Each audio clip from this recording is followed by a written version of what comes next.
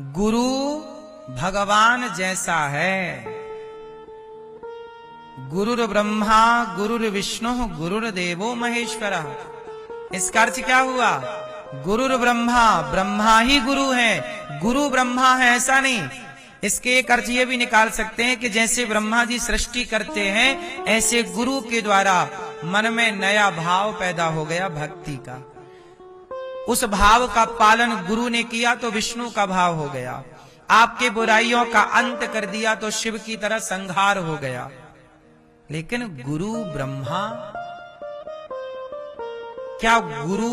हाँ, ब्रह्मा ही गुरु है, विष्णु ही गुरु है, गुरुर्देवो महेश्वरा, शिव ही गुरु है। ये अर्थ तो सही है, पर गुरु ही ब्रह्मा है, गुरु ही विष्णु है।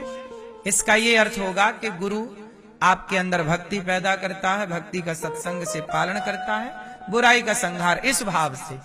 वरना कोई व्यक्ति ब्रह्मा नहीं हो सकता, कोई व्यक्ति विष्णु नहीं हो सकता, कोई व्यक्ति शिव नहीं हो सकता। मेरी मां, क्या सब पति हो सकते हैं? जब सब हमारे पति नहीं हो सकते तो सब हमारे भगवान कैसे हो सकते हैं? भगवान एक है, दो नहीं। एको ब्रह्म द्वितीयो नास्ति। बात समझ में आई मेरी मां? दो भगवान नहीं हो सकते, दो बाप नहीं हो सकते। क्यों? भगवान दो नहीं, सब भगवान हो जाएंगे। सारी धातु सोना हो जाएगी तो सोने की कोई वैल्यू रह जाएगी? बोलो।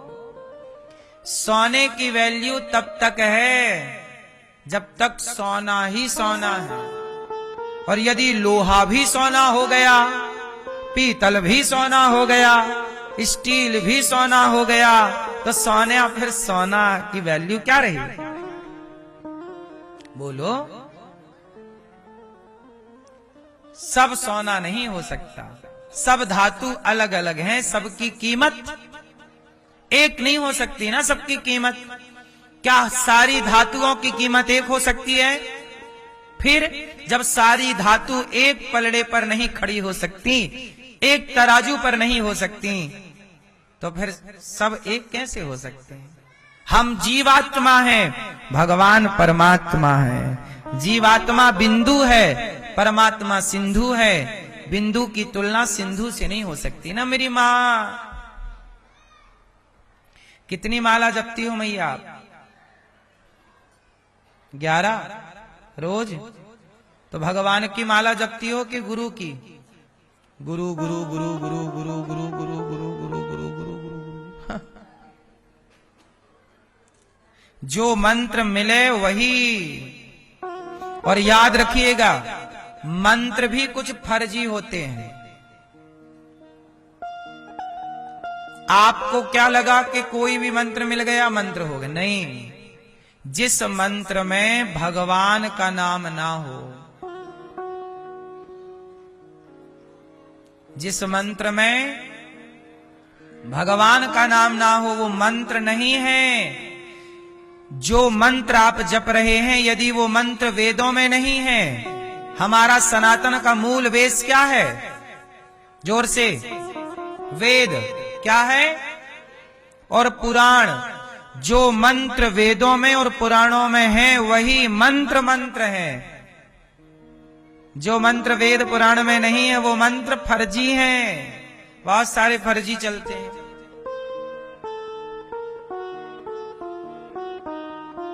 इसलिए कहता हूं,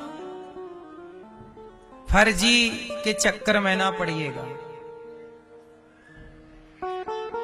अब जैसे कुछ लोग होते हैं, माथे पे तिलक नहीं लगाते।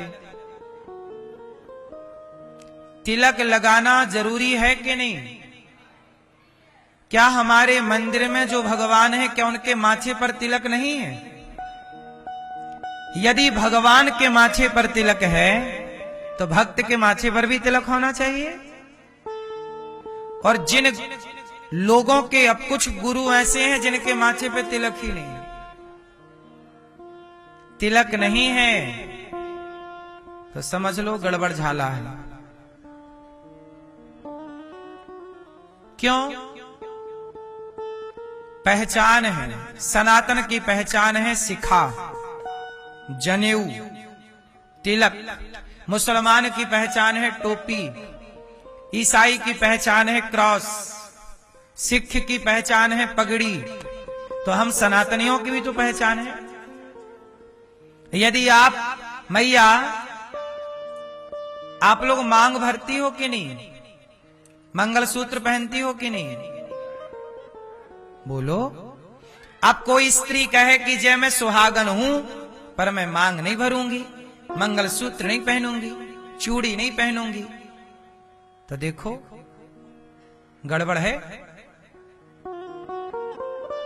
बताइए, हम सनातनियों के यहां मांग भरना, मंगलसूत्र पहनना ये परंपरा है या नहीं?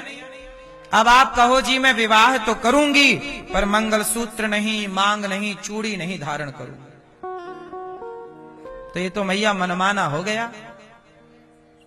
सनातन में रहना है तो सनातन की परंपराओं को फॉलो करना होगा।